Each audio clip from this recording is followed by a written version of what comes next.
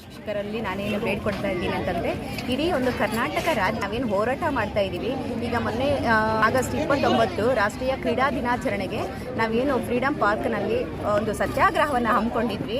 ಅದು ನಮ್ಮ ದೈಹಿಕ ಶಿಕ್ಷಣ ಶಿಕ್ಷಕರ ಬೇಡಿಕೆಗಳನ್ನು ಈಡೇರಿಸುವುದು ದೃಷ್ಟಿಯಿಂದ ನಾವೊಂದು ಬೇಡಿಕೆಯನ್ನು ಇಟ್ಟಿದ್ದೀವಿ. ಪ್ರೊಫೆಸರ್ LR ವೈದ್ಯನಾಥನ್ ವರದಿಯವರ ಯಥಾವತ್ತಾಗಿ ಜಾರಿಗೆ ತರಬೇಕು ಅಂತ ಹೇಳಿ.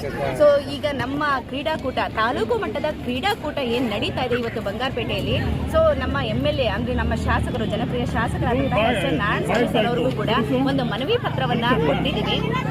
ಎಲ್ಲ ಶಾಸಕರಿಂದ ಕೂಡ ಸರ್ಕಾರಕ್ಕೆ ತಲುಪುವಂತಹ ಪ್ರಯತ್ನವನ್ನ ನಾವು ಮಾಡ್ತಾ ಇದ್ದೀವಿ.